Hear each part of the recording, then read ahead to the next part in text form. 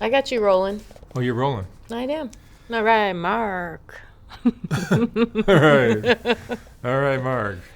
Where'd you grow up? Exactly. So we should, first off, we're going to do another one of these little talks. I'll give you guys a few updates of what's going on, and then Noelle is here with me, and she'll ask me some questions. But first, I just want to thank everybody, not just for watching, not just for subscribing, not just for subscribing to the subscription channel, all of that, but this little scandal that somebody tried to start about me last, like a week or so ago. The support that my viewers gave, whether I did the rebuttal or not, was incredible. It was beautiful. It's so touching that my viewers are so into setting people straight or just supporting me. It's just beautiful. It means a lot to me. So just wanted to say that. What else? What else is there? Well, we want to say thank you about the book. Oh, People yeah. supported us with the book. You guys were incredibly supportive of the first book that I printed end of last year. The sales on that were incredible, and Noelle's husband Olivier did a great job of getting those books shipped out in time for Christmas. And I just wanted to thank everyone for being so interested in a separate project from my videos like that. It was just beautiful. So that was really nice. And we'll probably do, I'm pretty certain I'll do another book this year. I'll start working on that. Different images, but similar same exact size and format and all that. That worked out really nicely. We still have some of the first books, so those will be gone. I won't be printing more of those, so when those are gone, they'll be gone for good. I'm not gonna be printing a second edition of the first book, so we'll just do a second book, and maybe next year do a third book, and so on. But I just want to thank everyone for their support with that. The book turned out almost perfect, considering how rushed it was. There are some typos, and I'm sorry about that, but this book will not be rushed, and it will not have typos. Should we talk about the other versions of that book that we have? First, so I guess I should talk about the. Let's talk about the subscription channel. Yeah, we're going to do a little giveaway for people who have been subscribed to the Soft White Underbelly subscription channel, which is softwhiteunderbelly.com. If you've been subscribed to that channel for a year, or if you buy a yearly subscription, for a yearly subscription is $100. The monthly is 10. So it's 120 for a year. So, but if you buy a yearly subscription, you'll be in the running. We're going to pick some names out of a hat or out of a list of names. Or if you've been subscribed for a year, either way, you're in the running. But we're going to give away 3 different things. One is a copy of my first book, Create Equal, which is basically the concept for Soft White Underbelly. This is what started it and taught me how to interact with all these people, how to get these people to be even interested in doing photographs. It's a collection of diptychs.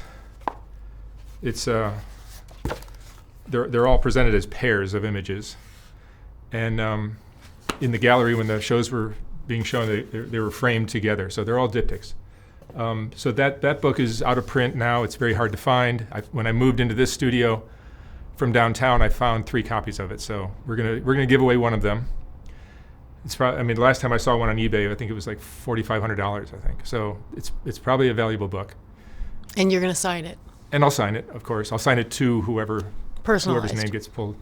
But you'll have choices. There's choice of 3 books. If your name gets picked, you get to choose from that, or this, which is a fancy version of this, which was actually signed by some people we all know and love. Where are they?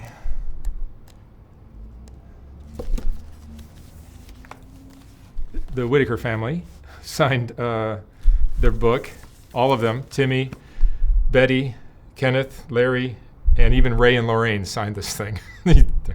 Sometimes the names are spelled wrong, and sometimes they're not legible, but they all signed these books. And these books are editioned in a way to guarantee their authenticity. And we have one to give away. The other books I will talk about later in this video, maybe. We're going to do something with those that might help the family too. So you can choose between that or the signed Whitaker book, or I have a Rebecca signed book, which a lot of people wanted, which is something we have a few copies of as well. So I'm going to give out one of each of these. If your name gets picked, we'll contact you. You pick which one you want, and then the next person gets to pick from two, and then there's one. So between now and when can you sign up for this year? So I'm announcing it now, and we'll pull the names maybe by April 1st. How's that sound? Okay. So you'll have a few weeks to subscribe or whatever. But the Rebecca books are really colorful. She signs the inside, the outside. What's the first one she signs is Rebecca fucking Olsen on the cover in a little cartoon blob. They're pretty fun. Recognize yourself or lose it all. Either way, fucking own it, bitch. Love you, Rebecca. Rebecca's fun. So that's what's going on with the subscription channel.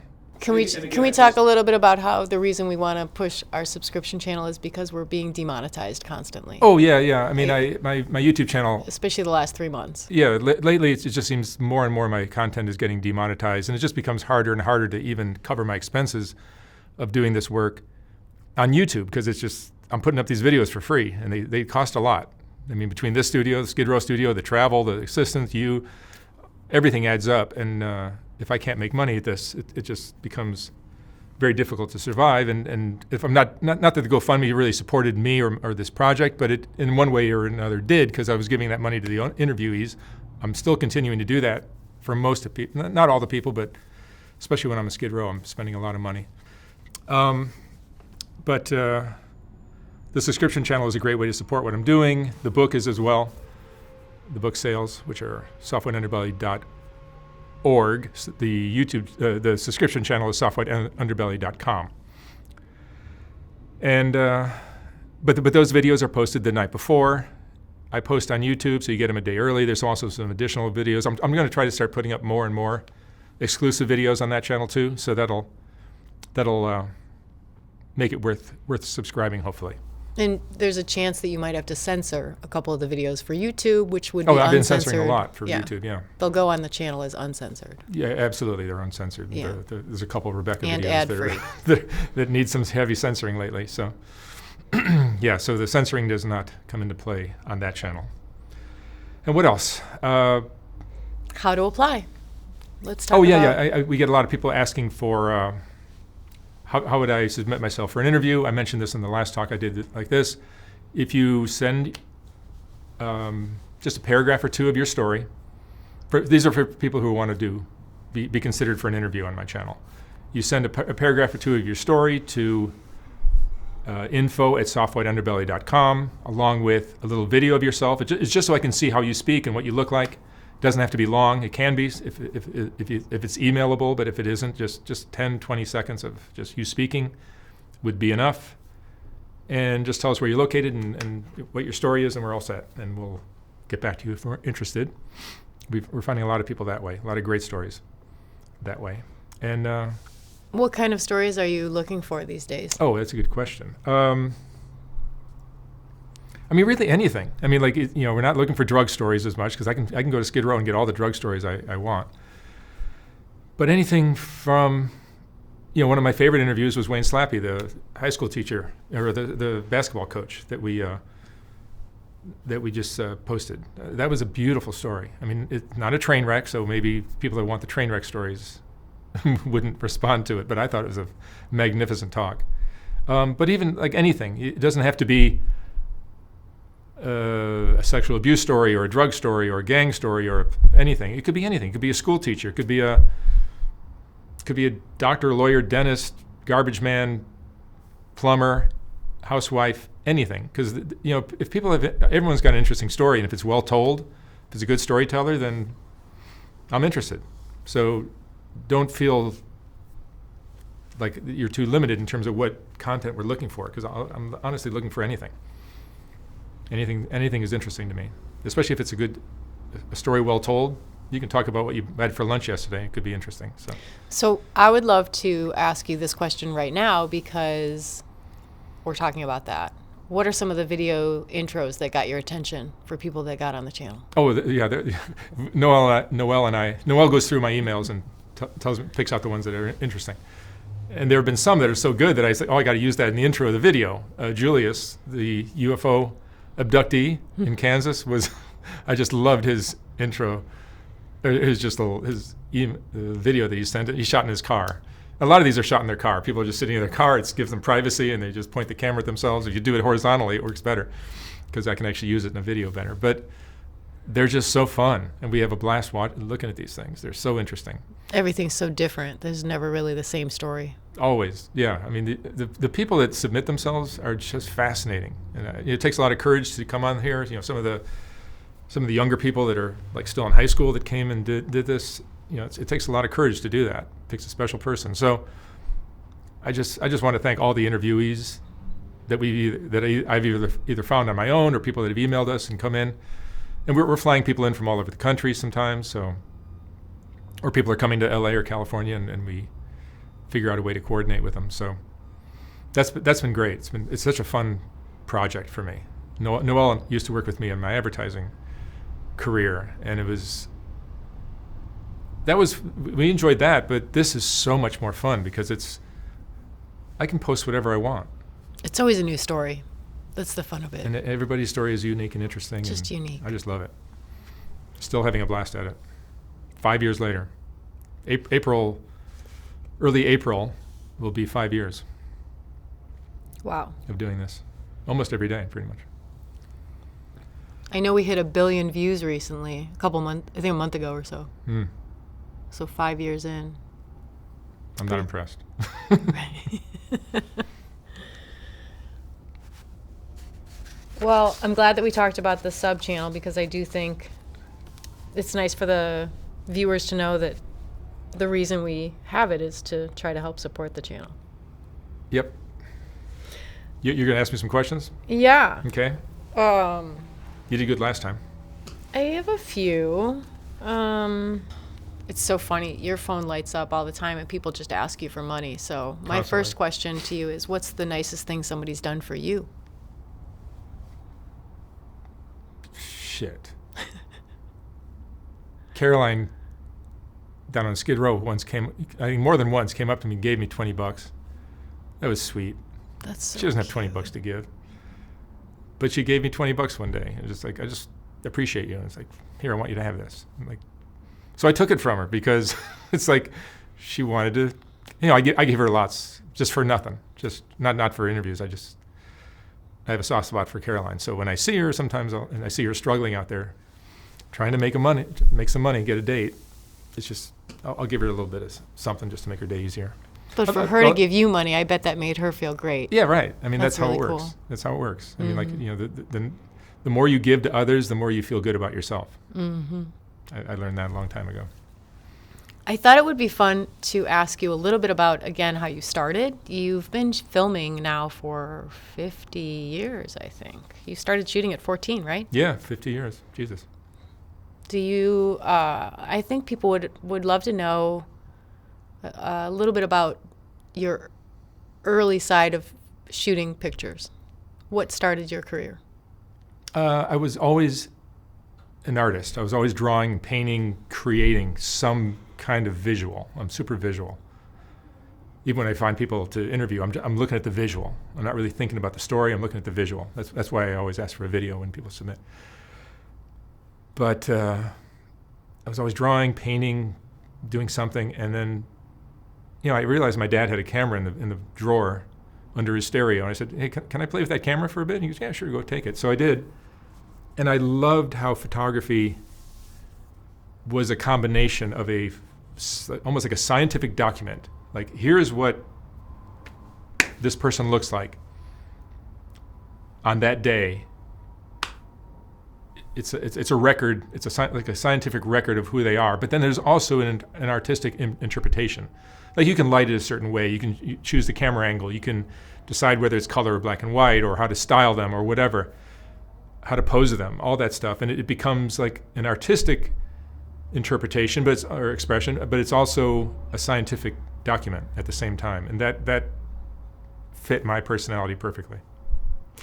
Did you always like black and white over color? No, I think more in color, but it just, for a portrait, sometimes less is more. For anything, whether it's the way you dress or whatever, it's less is more sometimes. And that's always been my fault, my default with it's your brand. Yeah. Classic. How many times have you seen Cheap Trick in concert? This has nothing to do with the channel. Well, no, I guess I'll expand on that a little bit. When I got into photography at 14, I was shooting like different things, sometimes things similar to what I'm doing now. But I got into music around the same time. And by 16, I started going to concerts. This is 1976. So Cheap Trick was, I'm from Chicago. Cheap Trick's from Rockford, outside of Chicago. And I was seeing every band that came through town, every band. I literally went to the shows, I waited out for tickets. I got front row seats to every show. I brought my camera in. I would photograph every single band that came through Chicago. And maybe Wisconsin and Indiana as well. And I would just photograph every band that came through. I saw, probably 1,000 concerts between 16 and I was burnt out of that by 19, wow. 18, 19. When I went to college, I was just like, all right, I'm done with that. Do you have any of those images that we could see still? I don't know. I don't look back. I move forward. But Cheap Trick was a great band. They still are. But I just, because they were a local band and they were one of the bands I hooked into early, they were just one of my favorites. Still are. All right. I'd love to interview musicians, by the way. Rick Nielsen and Tom Peterson, Robin Zander would be great to interview. So I would love that if their management hooks me up. I'd love to do that because Merle Allin, who we interviewed, that video got 1 million views. He's fast. He's so fabulous. Yeah, he's a great character, just as Rick Nielsen is. So these guys have great stories, and whether it's Mike Ness from Social Distortion or whoever, there's so many great musicians that would be great interviews. Yeah. And same thing with comedians. Same thing with actors, directors, artists, lawyers, doctors, teachers, anything. I don't really care. I just think people are interesting. What's a career that you would never want to have? Oh, anything to do with bureaucracy, like trying to get the city to approve. Like I wanted to be an architect when I was younger. I thought about that, but I saw how much bureaucracy they have to deal with, and I said that is not for me. Couldn't do it. Makes sense. Especially in LA. Makes sense. Random questions. On any given night, what's the most number of hotel rooms you've bought for people? That's when COVID was going on, there was a lot of that going on because people would say I'm sick and my kids are alone and this kind of, and it's like I don't know how much of it is true. I get a lot of BS. But I think just this week alone, you had 8 hotel rooms on one night. night. No, I'm getting hotel rooms like crazy. Yeah. For people. You take care of I've actually thought of just getting, I should get an apartment building and just, if you need a place, you come here and you stay there. And I get a full-time staff of maids to clean it up. But I think I just don't think that's a good idea ultimately. Another random question. Mm-hmm. What's your greatest moment in life so far? Greatest moment in life? I don't know. One of my favorite memories, I think I've said this on one of the interviews I did on somebody else's channel, maybe Joe Rogan. When I first photographed, not interviewed, but photographed the Whitaker family. That to me was like, in Create Equal, that it'll take me too long to find, but Create Equal is a collection of portraits all over the United States. I went to all 48 states and photographed everything. Rednecks, butchers, Hasidic Jews, cowboys, Indians, Coal miners. Cubs fans, Yankee fans, coal miners, gang members, cops, hillbillies. There's another dominatrix. She looks like, what's her name? Mistress Severa. Mm-hmm. Housewife, moonshiner, all kinds of stuff. And there's a few people that are in this book that are actually on White Underbelly too. But my favorite moment was when I met the Whitaker family. I told that story on the Joe Rogan podcast I did in detail. But I just remembered pulling away from there, just this is my favorite moment in life. It was just like, it's hard to believe they existed. And they're so different now. They're not even the same family anymore. Now they're kind of like more civilized and almost like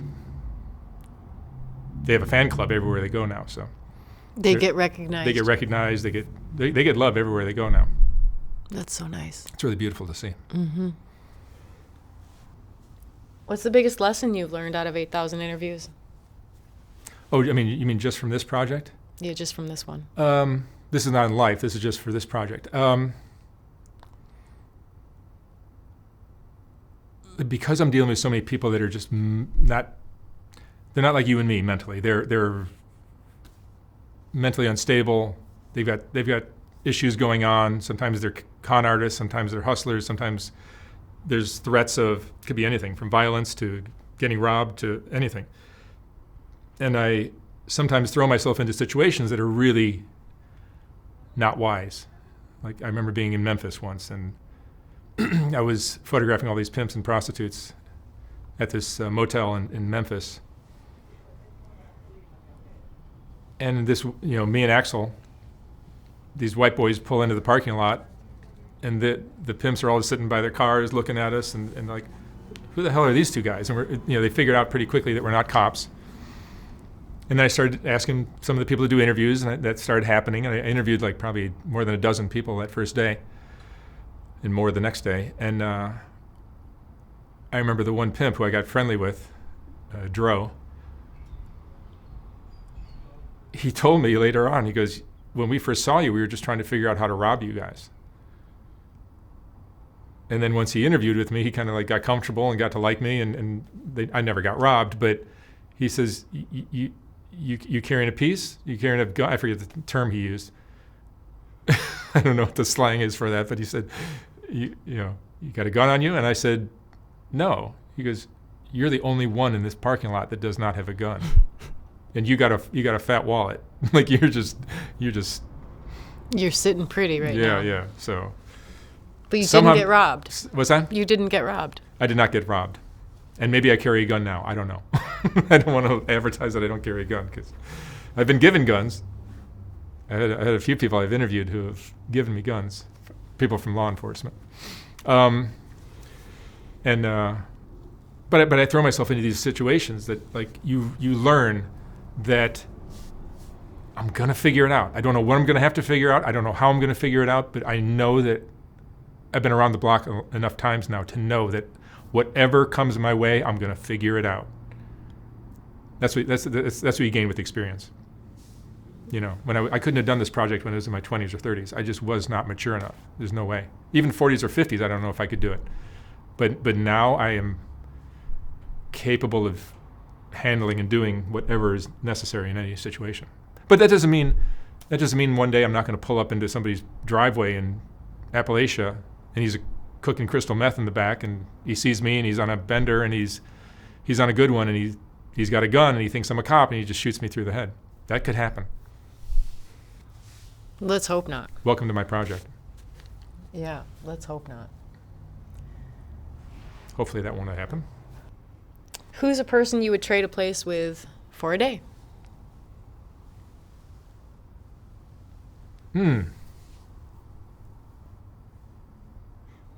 I was like when I was in high school, back in the days when I was really into music, like we talked earlier.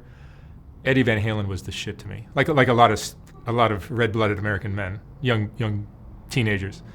I was one of those because it was 1978, 79, and Van Halen was the shit then. They were everything. And I just thought Eddie was fucking amazing. Did you ever play guitar? I did a bit, but you have to figure out what your strength is. And honestly, when I heard Eddie Van Halen play, it's like, fuck. like Eddie Van Halen probably made a lot of people pick up the guitar. He made me put it down. Yeah. Because I realized this is not my lane. This guy clearly, that's his lane. Because he wasn't just he had a great sound and a great everything, but you never hear people talk about what a great fucking musician he was. If you listen to these early tapes of Van Halen before they had a record deal, he'd be playing all these songs from all these bands, from Deep Purple to Zeppelin, Stones, Aerosmith, everything, and he's playing these songs better than they were originally played. And he's doing this in a club, and he's probably drinking and who knows what else. But just an incredible musician. And great. The sound was unbelievable, and his style and attitude and personality, everything was just fucking amazing. That would be fun to be Eddie Van Halen for a day. Yep. All right, another rando. What's your favorite portrait that you've photographed for Soft White? Haven't thought about that. The one the Asher interview that I did, I think earlier this year. I love that one. He's the graffiti artist. I love that portrait. That'll be on the second book. Guarantee that'll be on the cover. That's a good one. That's a great one. Stunning. Yeah. And I don't know. You'll see it in the. I'm not sure. There's so many. I've done 8,000 of these. 2,000 that are really on my channel, or more probably now. But you lose track because so many are great. Have you ever been sitting in an interview and realized that you're being lied to? Oh yeah. That happens quite often. How does that play out? I'll just kind of like let them talk. I'm always considerate with people when they're doing an interview, and I'm not rude and tell them to fuck off. So I'll just sit there and let them do their thing. Try to keep it short. I won't ask the questions that will drag us into a 30-minute or 40 or 50-minute interview. I'll okay, great, thanks, and I'll ask that last question and get them out of there, and that'll be it. Because I still only use a small percentage of the ones I do. That number's changing a little bit now because we have a tighter little way of deciding who we want and who we don't. But there's still plenty that never see the light of day. And if you're lying, I can kind of sense it. There's some that are embellished, and it's like, but anybody who's a good storyteller is going to embellish. That's just the nature of storytelling. Sometimes I feel like what I'm doing is just storytelling. I'm just storytelling. So you get a good storyteller, they're going to tell that story in a colorful way. And to do that, you're going to stretch the truth, or you're going to exaggerate things or embellish or whatever. That's just the nature of humans telling stories. Yeah. You want to ask me what the craziest thing that's ever happened? I was thinking about it. What's the craziest thing that's ever happened on camera? I had one woman, the people on Skid Row are just not mentally stable, and I had one woman just have like a nervous breakdown. On camera? Yeah, she was on camera. I never used it, but she just you could tell she was worked up to start, and it just built and built and built, and I'm like, some people are just not. Because I ask questions that kind of trigger. People say these questions are traumatizing, but these people beg me to come back. Everybody always writes me or contacts me or comes to see me. I would love to come back and do it again. So how traumatizing is that? But it was traumatizing, it seems, for this one woman.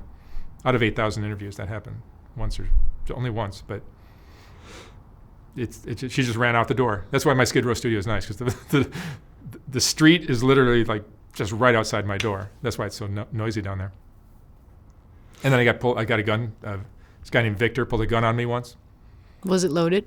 I don't know. I don't think he's if somebody's going to kill somebody, they're not going to do it in a private room like this one-on-one. They're going to do it in a public space, I would think. So I don't know what he was all about, but it's still freaky having a gun pulled on you. Rage and fucking hate. An undying desire to inflict pain upon this world.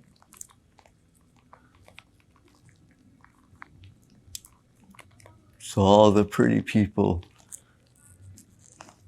could have 30 minutes of my life.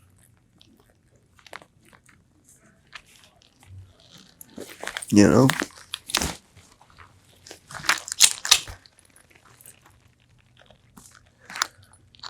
I could put that right through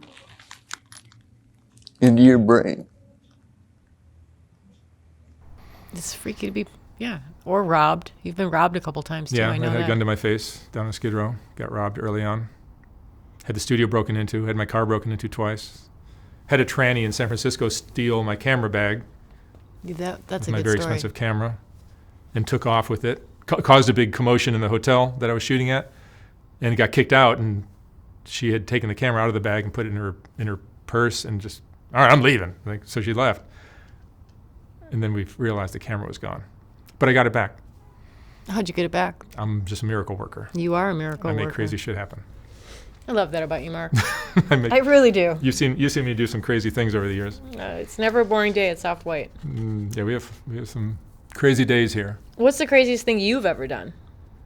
In Crazy- or outside of Soft White Underbelly? Well, no, there's some things that you and I know about that I don't think is meant for the public. I just thought I'd ask. No, no. I'm not that reckless and crazy. I mean, I guess I Really? am when I talk about things like what I did in Memphis. I do that kind of stuff a lot. It's a passion project. I think that's what that reiterates. Is Well, we all have some kind of vice or whatever. I think my vice or addiction is adrenaline, and I like the excitement of trying to find these diamonds that exist, even in areas like Skid Row or the Tenderloin or Figueroa Street or whatever, because there are some super interesting people in all these places. All these unexpected spots, you find diamonds. Should we talk a teeny bit about some of the controversy? We do have a couple of subjects as of late that have some controversy. Which ones? Well, Nova, Oh, the 13-year-old prostitute. who's now 14. Yeah, I mean, apparently. I'm not going to sit here and defend myself. These videos are not about, the people. I get criticized. Oh, you're Exploiting. photographing or you're exploiting a 13-year-old. These people come to me. They say, hey, I want to do an interview. And I say, sure, come on in. I'll pay you this. And we negotiate and we do it. I got her mom's consent. I tell people I'd rather have you dressed the way you are. I mean, do you want to, if I'm interviewing, like I interview sometimes sex workers, I basically everyone would show up with a hoodie and some Nike sweats. Do you want 2,000 interviews of people wearing hoodies and Nike sweats? I'm a visual person. And I would much rather have them. They look amazing in these high heels and lingerie or whatever they're wearing.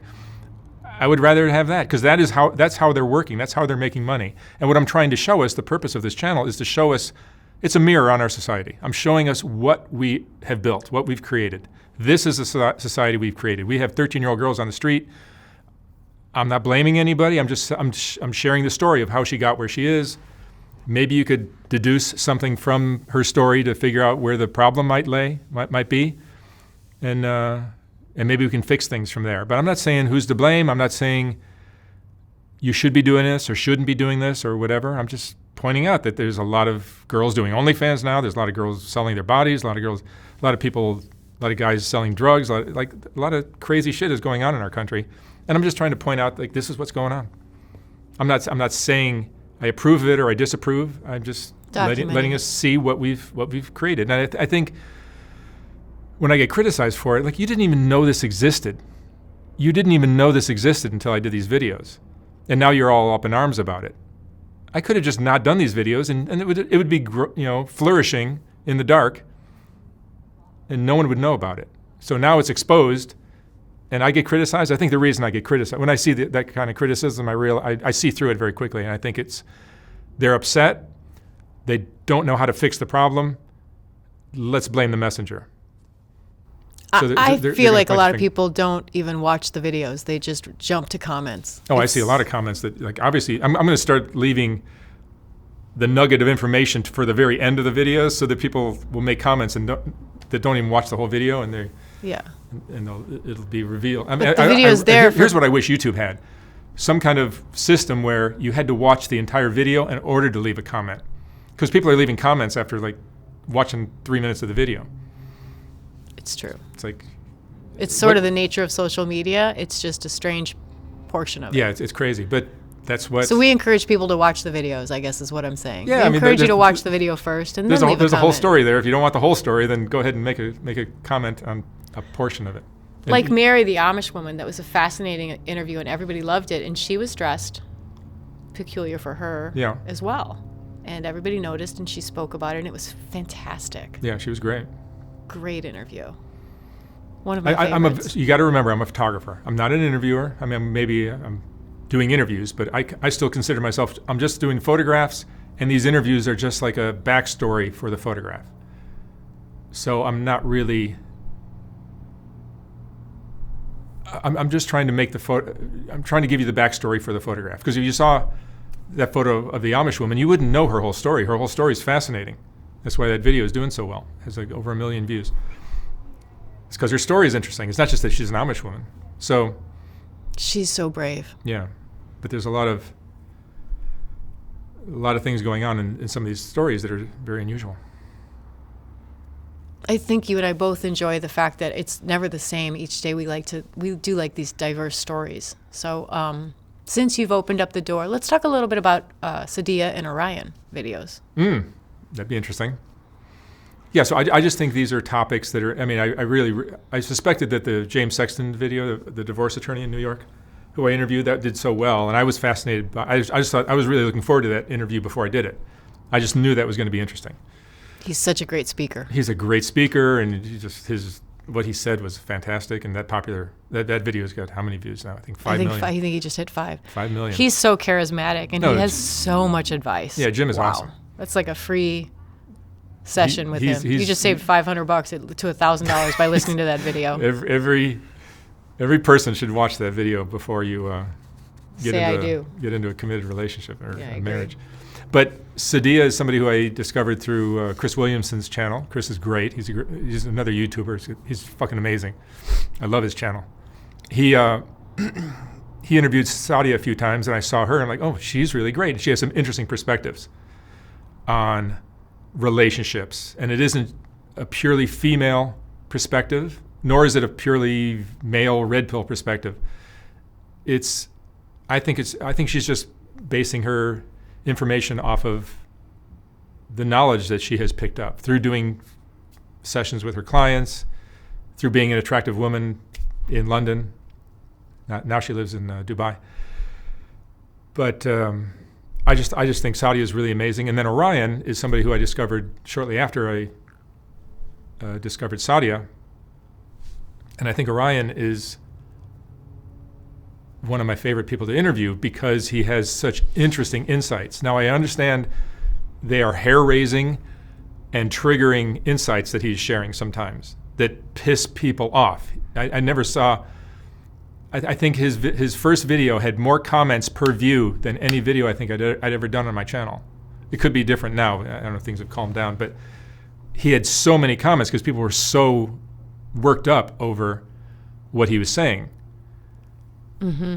And I listened to his video, the first one again, I think it was yesterday. I was listening to it, and he is not pro-male or pro-female.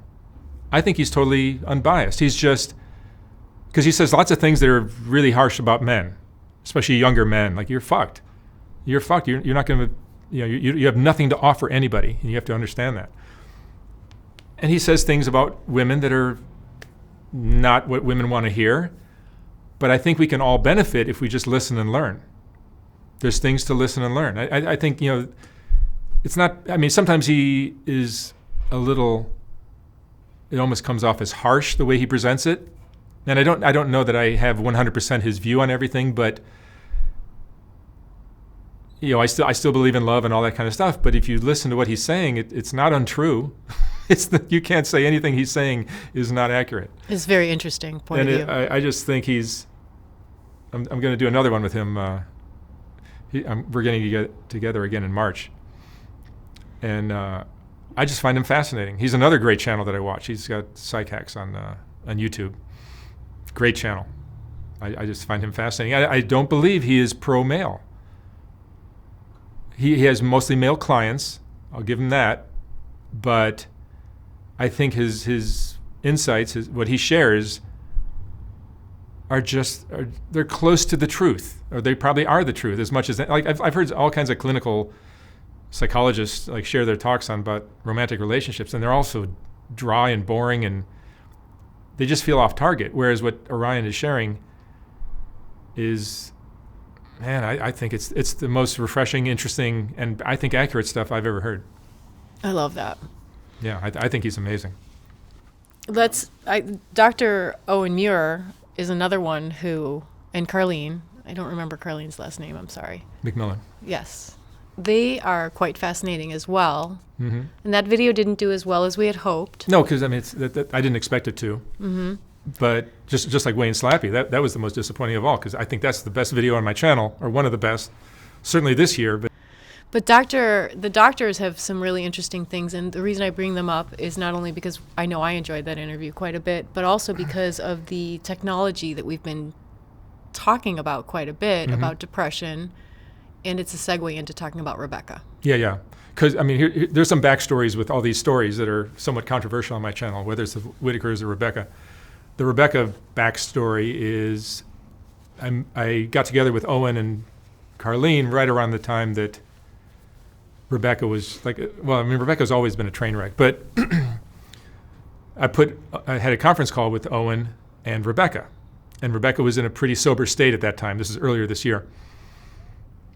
And Owen explained what TMS is, transcranial magnetic stimulation, which is what he specializes in. And Rebecca was very open to it. And said, yeah, I'd like to try that. And I was going to pay for it. And we were going to try to figure out how to get Rebecca to New York. And we realized that's going to be super difficult. But Owen happens to be licensed to work in California now, and he offered to come out here just to treat Rebecca. And the last time I saw Rebecca, I was trying to run this by Rebecca, and she panicked. I don't know if she panicked. She just, when she's high as a kite, it's hard to do anything with her. She's just all about the drugs, and that just makes it hard. And I've seen her sober up for a day or two or three, and then she just runs away. Yeah, it gets really discouraging. Mm-hmm. It gets super discouraging with Rebecca sometimes, and I see the potential. I've talked about that before. I'm not going to harp on that. But my ability to be patient and hopeful with Rebecca sometimes just wears thin. Mm-hmm. Because she's just sitting there self-destructing, and that's all she wants to do. I understand if you got her clean and put her in a prison cell or a psych ward for a while and sobered her up and got her on the right meds, she'd probably be an amazing person. But I don't know how long that would stay that way if she had the freedom to do whatever she wants. I think it's fair for us to say how she demanded housing within the last 5 days, and you literally, when you dropped everything, called the people that offered the housing. Well, we're about to post a video on that. Yeah. I just think that no, she Rebecca, asks Rebecca for what has she wants, but she doesn't really know that she's... a lot of it you see, sometimes you see it in the video, sometimes you don't see what happens behind the scenes, but Rebecca has been offered everything on a red carpet. You want to go to one of the nicest rehabs in the country? That was offered to her. She just said, nope. She had two great opportunities. It's still open for her. Probably. Some of these offers are still open to her, but she just does not want it. Yeah. And then you'll see coming up, there's more to be. And just for the fun of it, I know a lot of, we do get so many people asking about Rebecca, and it's a mixed bag. Many people just say, just lock her up. Yeah. I just want to go on record to say that that's just not legal. Everyone has different... It's just not legal. Different amounts of patience with people like that. But when she's ready... But, on that topic, what you just said, it's not legal to take an adult and force them into a rehab. You can't that's illegal. So I can't just take Rebecca to a rehab and force her to go. Yeah. That's not legal. It doesn't work that way either. It does not work that way. Yeah, but if she wants to go... We all understand that's what would help her. Yeah. But you can't just force somebody to do that. And as frustrating as it is... And a 5150 hold is not the answer. The cops will take them in and they let them go 12 hours later. Yeah. Or something like that. It's a 3-day hold. Is it 3 72 days? hours, yeah. So after 3 days, you know exactly what Rebecca would be doing. And she would try to break out in the meantime. We both know that. So it's a hard situation. However, I know we both have hope for the miracle. I refuse to give up hope. I will always carry hope for Rebecca. I have to. I'm with you on that. And then the Whitaker story, because the signed book that the Whitakers, we sat them all down and Lauren and I got the entire family to sign this. And these are editioned in a very secretive way, so the authenticity would be protected. There's a total of 24 of these books. And I can sign them to whoever they're going to, personally. And these are signed by the entire family, as I mentioned. But my plan with this, before this stink happened with the YouTube scandal dude, was to, because I realized that the house fund wasn't happening, was to sell these on eBay. And these books will sell for something on eBay, who knows what. If that sells for $4,500, these would probably sell for I don't know what. And we'll start it at the cost price of the book, unsigned, and then we'll see where it goes from there. But you do that times 23, that's almost enough money for a house. So that might still be a possibility. And if it doesn't happen, I'll just take the money and I'll go to Vegas with some strippers and some coke and Which I know is a joke. You're hilarious. have some fun. I know we don't want to harp on too much of it, but I do know, I think it's fun to say on the record, first of all, your GoFundMes are no longer. That's why we're telling you about the subscription channel. But when you did start your GoFundMe for the Whitakers, it really was to cover their expenses. It only came up to change for the house last year when they said there's a house for sale across the street. No, that's the only reason it shifted. Yeah, when the house seemed like a possibility, and they weren't spending like crazy. That's exactly right. So I had this fund for them, and I was trying to, I would dole it out to them in pieces, but I recognized there's an opportunity, especially if we got a few more donations, we could probably get a house together. But around the same time, you'll notice in the videos, there were these peripheral family members that started coming around. And these people constantly hound me for money. I won't name any names, but there's a lot of them, and they just, I suspect there's something going on that we don't see, and I'm across the country, so I can't tell what it is, but it just seemed like there's something shady going on. I don't know what. Nobody needs to spend $100,000 when you live in the mountains of West Virginia. So I don't know what's going on, but... and those calls aren't fun to get either. The what? You get phone calls every 2 or 3 No, weeks they're so saying, like I need I'll X be in the amount. middle of doing something Right. that I want to do, and I get interrupted, and somebody needs money, and it's always a lie, probably, and it's and if I don't give it to them, and I say no, they just keep hounding me. I'll get call after text after call after text, and it just will go on until I just give them the money, and then they'll give up for a day, and it's like it just becomes such a huge problem. So that's why I feel really great about closing down all the GoFundMes and not being about money any longer. Right. If I'm going to do something nice for somebody, maybe what we talked about with the Whitaker house thing and these books, I would do that separately. Nobody's going to get a dime of it. It's going to sit there not in a GoFundMe, but just in a bank account. And if it amounts to enough to give them a house, then that's what we'll do. But if not, I'm just selling some books, and who knows what we'll do with it. We'll do something good with it. I'm not going to... Like in the last couple of weeks, we had been looking into prefabs for them. We had been looking into remodeling a little bit. And people have offered to do things for them, too. We've been working on a couple If nothing else, things. we'll get them a new bathroom. The bathroom is really what we were hoping Get 'em a for shower. more than anything. Yeah. Get them a new bathroom and a shower. So it's been on our list. It's just, this was a very busy year so far. So anyway. Yeah, it seems to get a busy year as things go on, We've too. changed a few things. I'm happy that you can announce it that way. And now we'll move forward and see what else comes from it all. We're still having fun. Yeah. And who knows if you'll go back to the Whitakers later Who this knows? year. Who knows? I that's not really on my list of things to do, but I still care about them. I'm not abandoning them. I don't want to be giving out that much money to somebody. There should have been a little more clarity from me, and as well from Betty when she was being asked by that guy. But if you look at that video, the editing was suspicious, where there were these edits right around the time where they were talking about money, and who knows what he left in or took out. I'm not accusing anybody, but Yeah. the solution to that problem, that drama, was a quick email or phone call to me and say, hey, what's going on with the Whitaker money? I'm not hiding anything, so I would tell them, like, yeah, That's right. they've been asking for money for all these emergencies, constant. Every few weeks there's another emergency. So I can't say, I felt bad saying no to them. Yeah. So that's that. But I had this book as a backup, and that was going to buy them a house. So that was the plan. But we'll see. We may still do that. So we'll just see. We'll see. Well, is there anything else that you want to share? No, that's fun. This is sort of our little update for the moment. Yeah. Maybe we'll do these once or twice a year. Yeah. It's always a pleasure. Cool. Let's get back to work. That's right. All right. Have a good day, guys. Thanks, everybody.